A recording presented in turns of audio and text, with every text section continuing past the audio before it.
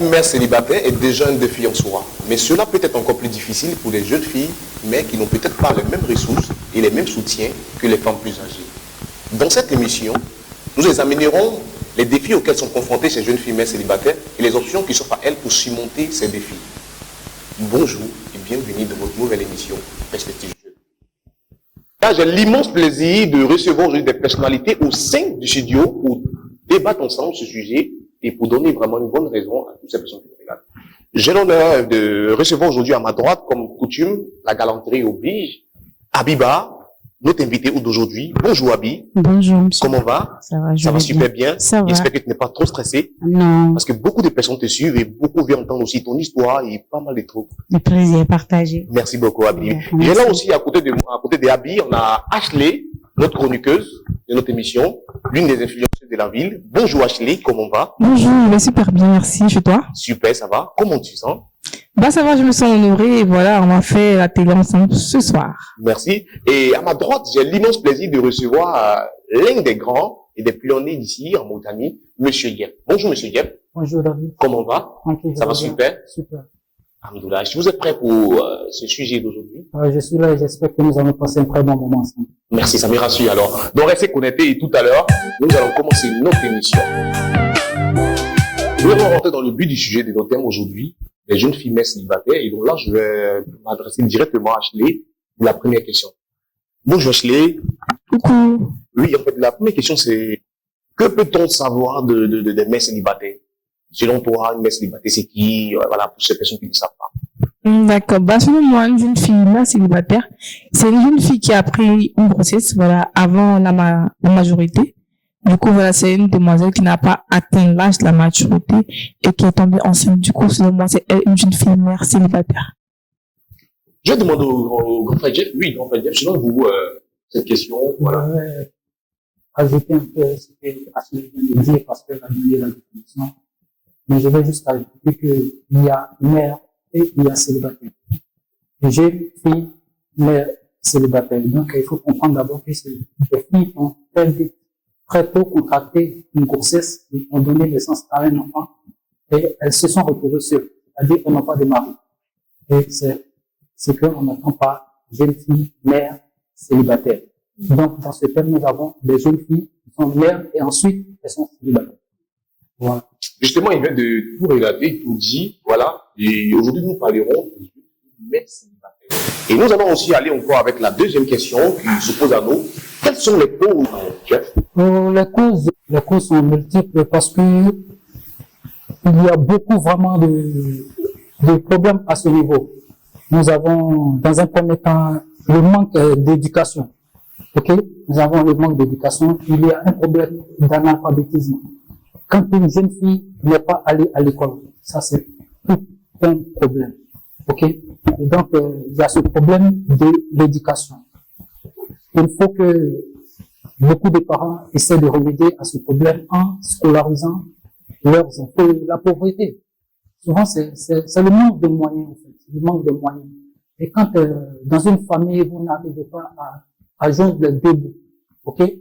Quand vous n'arrivez pas à joindre les deux bouts, que les parents n'arrivent pas à s'occuper convenablement de leurs enfants parce qu'ils n'ont pas de sous, ils n'ont pas d'argent, ces jeunes filles-là sont livrées à elles-mêmes. Elles sont amenées à aller un peu partout, à s'éparpiller. Et donc, je vais m'arrêter là. Nous aurons le temps de mieux développer pour laisser Ashley pour compléter le reste de cette cause. Merci beaucoup. Merci beaucoup. Merci beaucoup, vraiment. Merci beaucoup. Et là, on se dirige encore vers Ashley. Ashley, oui. D'accord. Moi, je vais dire qu'il y a le problème se dit aussi aux parents, parce qu'il y a un manque de communication entre parents et enfants. Voilà, nous sommes en Afrique et il y a des parents qui trouvent ça un peu tabou, voilà, de parler de ce sujet à leurs enfants. Du coup, moi, je propose, voilà, que les parents aient beaucoup cette affinité, voilà. Quand j'avais, je sais pas, j'étais adolescente, et que j'avais l'apparition de mes premiers menstrues, j'ai ma mère qui m'a fait asseoir pour me dire, voilà, t'es au moment de procréer. Du coup, voilà ce que tu dois faire, voilà ce que je dois pas faire, mais il y a beaucoup de jeunes filles qui manquent ça. Mais c'est qui va les apprendre ça? On peut pas aller apprendre dehors. Du coup, quand elles sont livrées voilà, dans le monde, ça fait que voilà, il y a des risques et puis il y a des accidents qui arrivent, hein. Ok, excuse-moi, moi je vais intervenir rapidement sur l'intervention de Ashley. Ashley, dans ce cas précis, elle a eu la chance d'avoir des parents qui, très tôt, lui ont donné des conseils, comment s'y prendre. Et pour revenir, comme je le disais tantôt, j'allais laisser le temps à Ashley de développer avant de reprendre. Il y a cette pression, il y a une pression aussi sociale, une pression aussi des parents. Certains parents poussent aussi leurs enfants à se marier très tôt. Il y a ce phénomène-là. Il y a ce phénomène aussi de pousser ses enfants à se marier. Il y a le mariage forcé. Vous comprenez un peu? Et cela aussi concourt au fait que ces jeunes filles-là contractent vite les grossesses.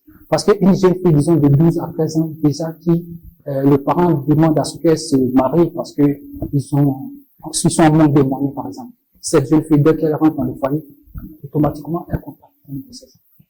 Donc, le mariage forcé permet aussi, sinon, occasion, ces genres de situation. Non, mais si je me permets, moi, je suis pas d'accord.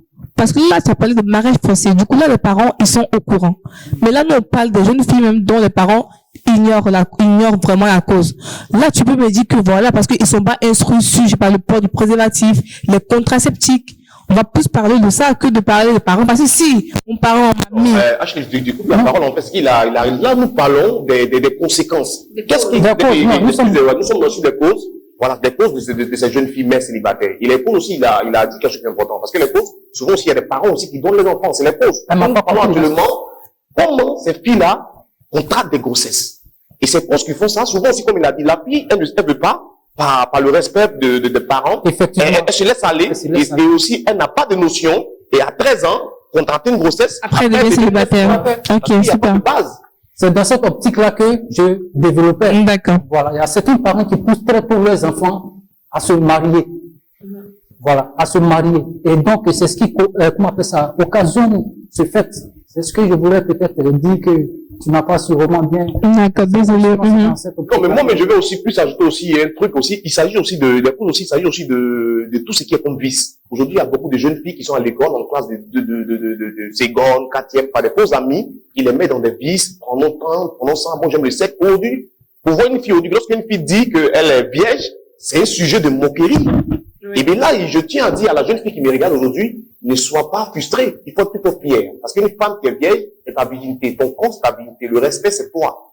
Donc, en bon de procréer, il faut penser. Parce qu'on ne fait pas un enfant pour faire le malin. On ne fait pas un enfant pour dire j'ai des enfants. On fait un enfant parce qu'on regarde l'enfant et on dit oui, c'est mon enfant qui est là parce qu'il y a une direction, il y a un suivi qui vient. Donc, aujourd'hui encore, on a l'immense plaisir d'être, comme on avait dit, avec notre invitée. Elle va nous relater son histoire. Mais bon, je vous salue tous.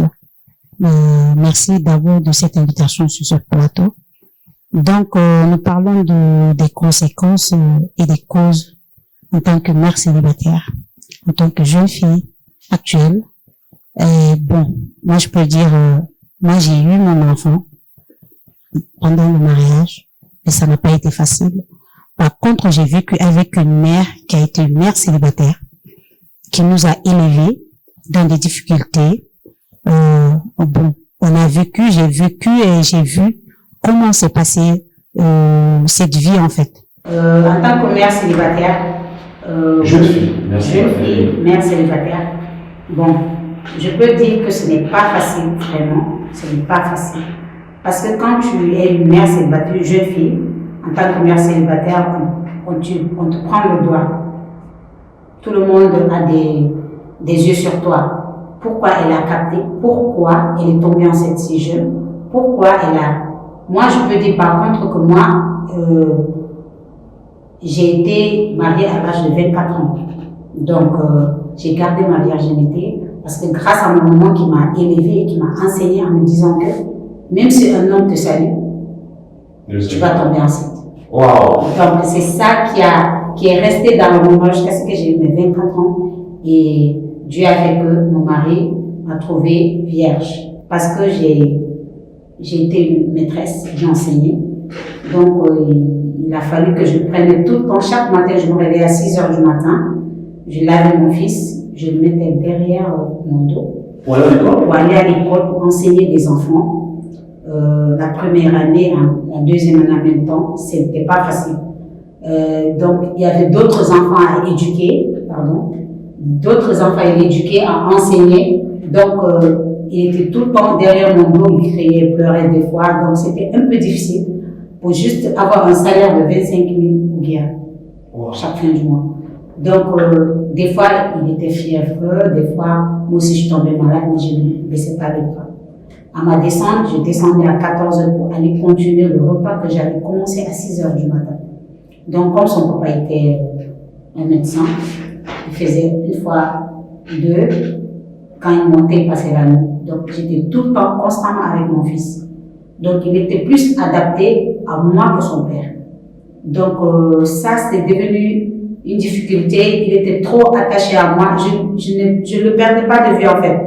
Donc, d'un côté, c'est comme être protectrice d'une mère célibataire en tant que jeune fille qui n'a pas de parents à ses côtés, de montrer comment élever un enfant seul quand il est malade. Qu'est-ce que tu dois le... Tout ça. Donc, ça a été difficile de mon côté parce que des fois, quand mon enfant tombe malade, je le prends dans mes bras, automatiquement, je pleure. Excusez-moi, moi, je vais juste intervenir. Allez dans le même temps que je l'ai dit. J'écoute attentivement votre histoire. Voilà, je pense que nous sommes pas un peu dans le même ordre d'idée, mais je veux savoir concrètement.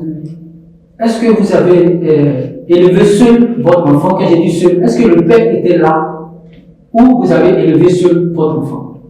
Si le père était là, mais il n'était pas là moralement.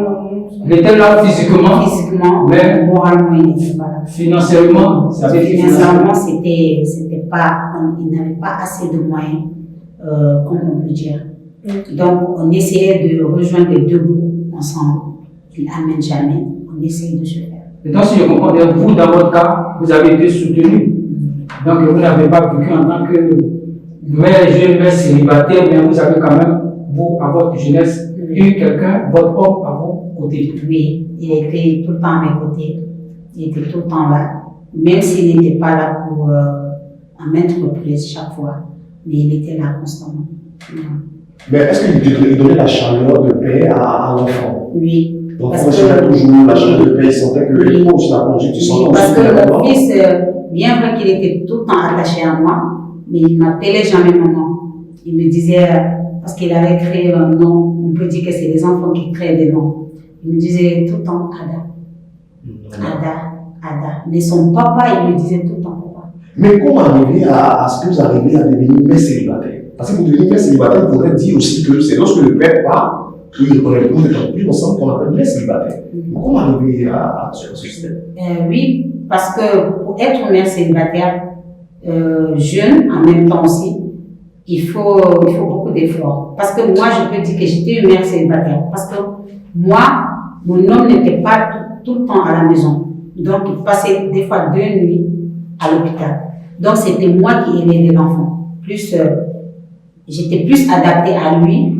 Non, ma question, je ne suis pas. Je dis comment arriver au stade où tu es devenu mère célibataire? Parce que lorsque nous parlons de mère célibataire, il s'agit d'une femme qui n'a plus de mari.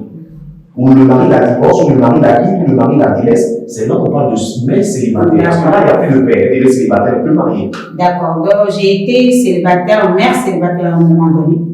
Mais je n'étais pas avec mon enfant. Parce que son papa me l'a arraché. Ouais. Il avait 4 ans. Donc, il l'a confié à sa grande sœur qui vivait pas loin de chez nous. Donc, je vivais seule.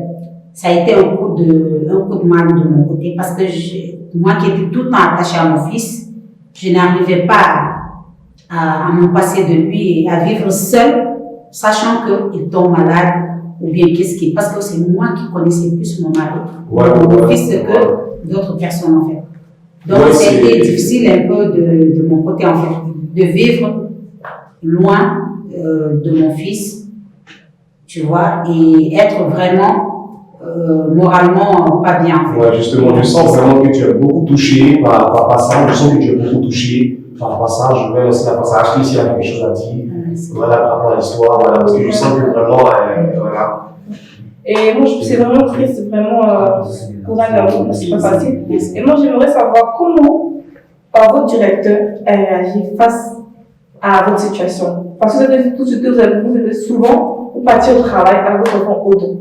Quelle est la réaction du directeur? Est-ce que vous avez licencié? Est-ce qu'il vous regardait mal? C'est quoi cette réaction? Oui, mais il faut même aller au loin et les élèves. Comment les élèves vont prendre? Comment? Avec l'enfant au dos. Bon, moi, le directeur, en fait, n'était pas là, n'était pas constamment là physiquement. Parce que c'est moi qui menais l'école, en fait. Donc, c'est moi qui étais là avec les enfants de 8h jusqu'à 14h. Lui, donc, il était présent juste pendant la fin du mois, en fait, pour venir récupérer les paiements des enfants. Donc, c'était moi, ça a été difficile parce que même à un moment donné, mon fils est tombé gravement malade. Et je lui ai dit que je vais abandonner. Il a insisté pour que je puisse continuer à enseigner les enfants, mais j'ai dit non. Parce que le salaire était bas. Formée avec la famille, comme je vivais avec les femmes du grand frère à mon papa, qui ont mis au monde leurs enfants. Donc, constamment, j'étais à côté d'eux, donc je voyais. Donc, j'ai élevé les petites sœurs avant moi d'avoir un enfant, en fait. Donc, pendant les débuts, c'était un peu difficile parce que j'ai pas accouché à voie normale. J'ai eu une césarienne. Donc, j'ai fait la césarienne, je suis restée 3 mois en étant malade. On reviendra avec elle, on reviendra avec elle parce que c'est vraiment émotionnel, c'est vraiment touchant. Moi-même, je sens vraiment, ça me touche. Donc, on va continuer avec nos questions et on reviendra avec toi, Biba. Vraiment, courage à toi et toutes ces femmes aussi qui nous regardent aussi. Courage à toutes ces femmes aussi. Peut-être n'ont pas cette grâce qu'elle a eue aussi. Donc, vraiment, courage à ces femmes qui souffrent, qui ne savent pas. Et là, nous allons passer à la 4e question. Je vais me débattre encore si je suis Ashley pour la 4e question. Quelles sont les difficultés auxquelles vous confrontez au niveau professionnel? Tout de suite, on vient de le souligner avec l'histoire de notre invitée. Elle a eu la chance, voilà, de pouvoir aller avec son enfant au travail. Pour d'autres filles qui n'ont pas cette chance-là, elles sont même, il y a beaucoup de filles qui n'ont pas déjà de parents. Voilà, pour prendre soin de l'enfant, c'est déjà une difficulté. Déjà, mentalement, physiquement, moralement, elle est détruite parce qu'elle ne sait pas où mettre son enfant. Du coup, elle doit gérer et en même temps école, et en même temps travail, et en même temps, enfant. Du coup, souvent, d'autres s'oublient, voilà. Et d'autres même, elles sont méconnaissables. Du coup, il y a beaucoup de difficultés qu'on ne finira pas d'en parler. Si tu me le permets, j'ai une copine, voilà, qui a vécu ça. Et elle avait l'enfant, elle n'avait plus d'aide de ses parents. Et elle devait aller à l'école. Du coup, elle partait souvent avec son enfant. Et il y avait un restaurant juste devant l'école. Elle déposait son enfant au monsieur qui gérait le restaurant. Et puis, elle partait en cours. Du coup, c'est ce monsieur-là même qui est devenu un père pour son enfant parce que c'est lui qui donnait tout. Le biberon, la nourriture. Et quand elle était en pause, elle venait voir l'enfant. Après, elle retournait en cours. Donc, il y a des filles qui ont la chance d'avoir ces aides. Et il y a d'autres qui n'ont pas. Ça fait qu'elles abandonnent carrément l'école. Elles abandonnent carrément le travail et elles sont focus sur leurs enfants. Du coup, Jeff, voilà. Oui. Ok, moi je dirais que les difficultés sont légion parce que d'abord, il y a un problème de stigmatisation. Donc, quand on parle de stigmatisation, c'est-à-dire dès lors que vous avez très tôt un enfant, vous êtes jugé par la société. Vous comprenez un peu? Vous êtes pointé un peu du doigt, comme elle avait un peu dit.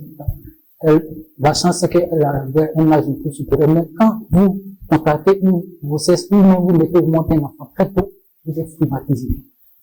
La communauté, les parents, tout le temps, on parle dans vos oreilles, protégez maintenant l'enfant. Donc, ces jeunes filles-là sont pas vraiment à l'aise. Comprenez un peu. Elles ont vraiment un mal profond. Parce que elles sont jugées à tort. Le fait d'avoir vite contracté une grossesse ou avoir vite un enfant fait que la société les juge. Vous comprenez un peu. Et donc, il y a les difficultés comment on appelle ça? Financières. Ok? Le problème de moyens. Elles n'ont pas de moyens. Parce qu'elles sont toutes seules. Il n'y a pas de mari, elles sont célibataires. Les parents aussi sont pas souvent préparés à aider ses enfants. Quand vous naissez dans une famille qui vous soutient, comme notre invité qui a eu cette chance d'être dans une famille qui l'a soutenu. Mais nombreux sont ces jeunes filles-là qui n'ont pas ce soutien-là. Donc, il y a un problème de difficulté financière. Comprenez un peu. Et donc, ça, c'est des difficultés qui reviennent à chaque fois dans plusieurs familles. Donc, le manque de ressources financières et tout et tout. Et donc, c'est un peu ça, c'est les difficultés. Et je vais finir par une autre difficulté qui est surtout l'emploi. Ça, parce qu'il est très important de le souligner, parce que l'emploi aussi fait partie des difficultés, parce que quand vous contactez très tôt une grossesse ou quand vous mettez très vite un enfant au monde, après, vous avez un problème d'emploi. Parce que là, il va falloir jongler entre s'occuper de l'enfant et aller au travail. Donc, il y a un problème à ce niveau. Ouais. Effectivement, justement, il a tout dit. C'est vraiment très difficile pour ces jeunes filles-là. Mais il y a d'autres filles qui ont battu l'école. Il y a d'autres filles qui étaient brillantes à l'école. Je me rappelle très bien au lycée. On avait une que je salue au passage, qui regarde l'émission, Aline, qui était brillante à l'école. Et là, à l'âge elle était déjà en cinquième. Elle avait, je sais pas, 19 ans. Très brillante, machallah. Et elle a contracté une grossesse en milieu scolaire. Et ses parents l'ont laissé. Le jour où il n'a pas répondu la grossesse, la fille s'est retrouvée dans les rues. Et c'était vraiment difficile. J'aurais appris que lorsqu'elle a couché, elle est obligée de laisser l'enfant même dans une poubelle ou un truc comme ça. Vous voyez ça? L'isolement, justement, ça fait partie des difficultés. Elles sont isolées. Parce que vous remarquez très souvent ces jeunes filles qui ont dit de ces enfants, elles sont très souvent isolées. Elles sont tout le temps dans leur coin. Et là, si elles ne sont pas fortes dans la tête, elles prennent un coup. Justement, voilà, c'est ça, parce que c'est le moral. Si le moral y est pas, si la famille te laisse, si tout le monde te laisse, l'isolement aussi fait partie des difficultés auxquelles ces jeunes filles-là sont aujourd'hui confrontées. Donc, voilà un peu ça. Nous, on poursuit avec la question suivante. C'est comment aider ces jeunes femelles à surmonter ces défis auxquels elles sont confrontées. Et là, je vais donner le micro à Abiba, qui va nous expliquer aussi, va nous dire aussi comment elle a essayé de s'aider elle-même à surmonter ce défi-là. Oui, Abiba. Oui. Moi, on doit beaucoup sensibiliser les jeunes mères célibataires suite à les difficultés qui nous entraînent vraiment, parce qu'il faut beaucoup de force, il faut beaucoup de soutien, parce que c'est pas facile d'une fille mère célibataire qui n'a pas de famille, qui n'a pas de parents près d'elle, donc et aussi de se protéger, parce que c'est pas facile de tomber enceinte et que tous les yeux sont dravés sur toi. Donc il faut aussi sensibiliser. La question à Ashley aussi, qui va nous donner aussi, elle aussi, comment aider aussi ces jeunes mères aussi. Moi, Chabiba qui a relaté un truc important. Elle sait donc, elle travaille elle-même, elle se dit elle-même, elle est son booster, parce qu'elle a un enfant qui est prêt, donc c'est elle qui doit s'occuper d'enfant, donc c'est une manière aussi à elle aussi s'aider. Toi? D'accord, bonjour, je vais ce qu'elle a dit. Déjà, il va falloir des aides, déjà de la famille, parce que c'est en même temps, mental. Du coup, il va falloir beaucoup de soutien venant de la part des parents, voilà. Et je m'adresse directement aux parents qui nous suivent en ce moment. C'est en ce moment-là que vos enfants ont besoin, voilà, de votre aide. Parce qu'il y a des parents qui, en apprenant cette nouvelle, abandonnent les enfants, et puis les enfants, voilà, se retrouvent à, je sais pas, à d'autres choses. Du coup, les parents, je vous sensibilise, voilà, en ce moment, pour que vous puissiez aider, voilà, vos enfants, quand ils vous annoncent cette nouvelle. Parce que généralement, quand on annonce cette nouvelle à nos parents, ils nous délaissent, ils nous chassent, ils nous envoient vers où on veut. Et puis après, c'est eux-mêmes qui regrettent et c'est trop tard. Du coup, selon moi, c'est ça, hein. Voilà. Ok, on va se tourner aussi sur le grand frère Jeff aussi, qui va nous donner aussi comment aider un homme, parce que son mot aussi a dit important, les hommes aussi, comment aider, voilà, ces jeunes filles. Comment les aider? Je peux dire qu'il faut qu'on amène ces jeunes filles à plus de conscientisation, je dirais. Il faut qu'elles prennent faut qu'elles soient plus conscientes. Et donc, de ce fait, il faut qu'on les sensibilise comme l'a dit Abiba, comme l'a dit Achille. Il faut beaucoup de sensibilisation. Et la sensibilisation passe déjà par l'éducation des parents. Voilà, l'éducation des parents. Et c'est pas aussi seulement les parents, il y a la société. Donc, pour aider ces jeunes filles, si le mal est déjà fait, je peux m'exprimer ainsi, parce que quand une grossesse très tôt, c'est pas chose aisée. Donc, si le mal est déjà fait, tout ce que nous pouvons faire, c'est de les accompagner, de les aider, et avec des moyens, soit financiers, ou avec des conseils, surtout des conseils pour leur demander d'être encore plus forts. Parce que c'est des situations qui arrivent, on n'y peut rien. C'est des aléas de la vie. Et donc, je peux dire que c'est le soutien, quoi. Beaucoup de conseils, surtout. Justement, c'est beaucoup de conseils à vos différents proches, vos petites sœurs qui sont saines, ne les rejetez pas, ne les embrouillez pas, aidez-les, motivez-les pour qu'elles soient vraiment des femmes, vraiment de demain, des femmes fortes, des femmes d'avenir. Et là, on va passer avec la question qui suit, vraiment une question qui est très importante. Quelle solution vous donnez à ces jeunes filles? Quelle solution pour ces jeunes filles? Ils sont encore là, dans des villages, dans des campements, dans des villes, ils sont délaissés, ils sont déboussolés, abattus, qui nous suivent, ou il y a un partenaire peut-être qui les suit. Quelle solution vous donnez à ces jeunes filles? Je vais donner la parole au grand frère. Je pense que c'est important. La solution, tu as dit. Une solution. Quelle solution? Je pense que la solution, c'est la scolarisation. Vraiment. Moi, je suis vraiment sur ce cas, la scolarisation. Il faut vraiment se pencher sur la scolarisation. Parce que je pense qu'une fille qui part à l'école, une fille qui est instruite, normalement, ne rentre pas dans ces genres de pièges. Elle ne tombe pas dans ces genres de pièges parce que très tôt, elle allait à l'école, très tôt, elle a été éduquée. Donc, c'est très difficile pour une femme.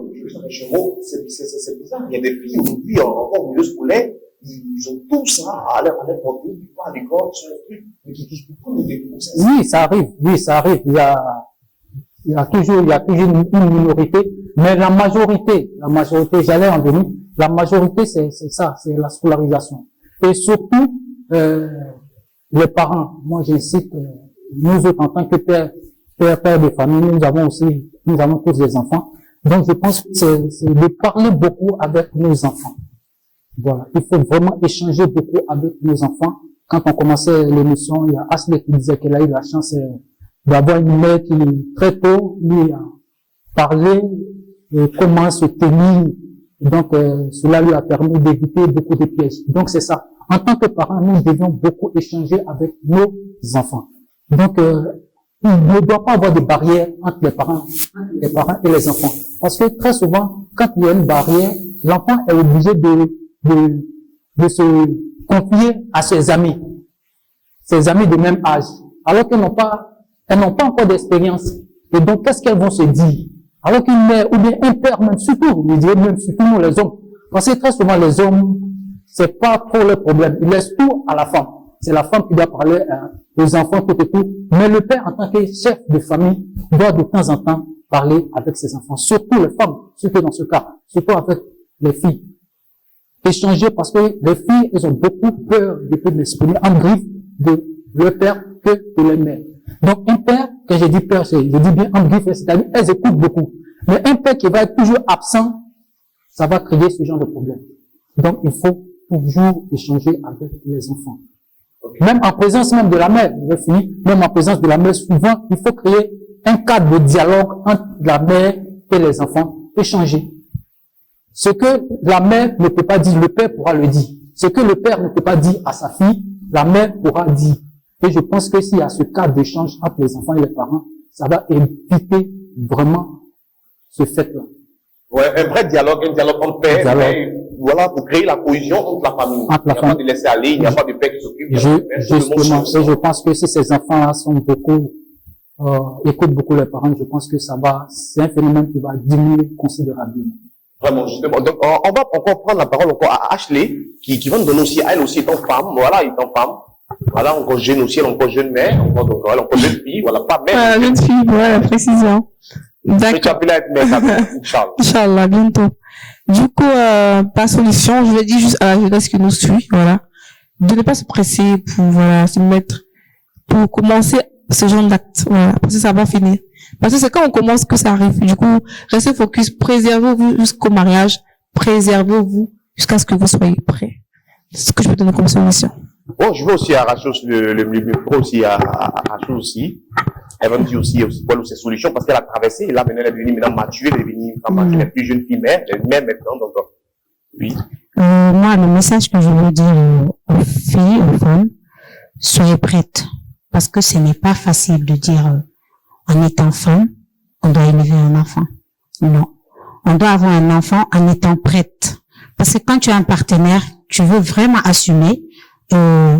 Soit il t'abandonne ou bien soit il est présent. Il faut être prête la façon dont ta maman t'a éduqué. Je vais prendre le mot de fin de mes invités, de mes personnalités, je l'appelle des personnalités. Je vais prendre le mot de fin. Je vais commencer d'abord par... Non, on va commencer par la femme parce que ici, la galanterie d'abord. Oui, on va passer par... Non, d'abord, je vais donner le mot de fin de l'autre invité, nos chers invités. Oui. Bon. Le mot de fin, qu'est-ce que tu peux dire concrètement à tes jeunes sœurs, ce que tu as vécu là? Tu veux plus dire, qu'est-ce que tu peux leur dire? Bon, en bref, oui, en bref. Je veux juste dire à mes chères sœurs, chers amis, ne vous laissez pas faire en fait. Soyez prêtes à tout, parce que dans la vie, il y a des hauts et des bas. Donc, quand tu es prête à être humain, tu es prête à affronter beaucoup de choses. Donc, soyez prête en tant que femme, soyez prête en tant que fille. Et si vous éduquez bien vos enfants, ils seront votre exemple demain. Inch'Allah. Et merci. Donc, si vous éduquez vos enfants, il a tout dit, parce que l'enfant est le passeport du père au dehors. Donc, donnez bonne éducation pour que le passeport soit bien malade. Oui, Ashley. Moi, je vais directement m'adresser aux hommes. Voilà. Je vais demander aux hommes. Oui, on t'écoute. Oui, non, mais mets-toi à l'aise, hein, mets-toi à l'aise sur le plateau, comme à la maison. Donne un bon mot de fin. Ashley veut nous attaquer. On est prêt, bon, tu as raison. Aujourd'hui, les hommes sont aussi coupables, les femmes sont aussi coupables. Donc, on a besoin d'une solution. Donc, exprime-toi quand tu veux, même toi. C'est ça. Alors, je ne saurais exprimer sans m'adresser directement aux hommes. Voilà. À tous ces hommes qui me suivent, prenez vos responsabilités. Parce qu'il n'y aura pas de mère célibataire si l'homme a accepté la grossesse. Il n'y aura jamais de mère célibataire si l'homme, avec un grand H, n'a pas nié le fait. Voilà, du coup, voilà, prenez vos responsabilités de père, et puis voilà, donnez l'amour aux femmes, de la même manière que quand tu l'as vu, tu t'es fan d'elle. Pourquoi quand tu as cette grossesse, tu te retires, tu dis c'est pour toi. Et pourtant, c'est toi qui as fait ça. Donc, prenez vos responsabilités. Merci. Oui, vous donnez la parole au grand père. Elle a pointé les doigts aux hommes et voilà, il faudra aussi parler aussi. Oui, tout à fait. Elle a relevé un point qui est très important, j'allais en parler. C'est surtout la responsabilité. Voilà. Parce que tout au long de cette émission, on a beaucoup parlé, mais nous ne sommes pas rentrés au fond du côté des hommes. Parce que s'il y a des jeunes filles mères qui sont les responsables, voilà, on n'a pas parlé de ces responsabilités. Parce que un homme qui assume sa responsabilité, qui l'assume entièrement, je pense qu'il n'y aura pas trop de souffrance au niveau de ces jeunes filles. Mais très souvent, dès que ces jeunes filles apprennent des dossiers, ces hommes-là fuient leurs responsabilités. Oui. C'est dans cette optique que Ashley parlait des responsabilités. Donc, je suis tout à fait d'accord. Donc, j'aimerais dire à tous ces jeunes de prendre leurs responsabilités. Et à nos jeunes sœurs aussi, de vraiment écouter le conseil que leur donnent leurs parents à la maison. Voilà. Parce que, au dehors, il n'y a rien au dehors. Voilà. C'est juste des problèmes.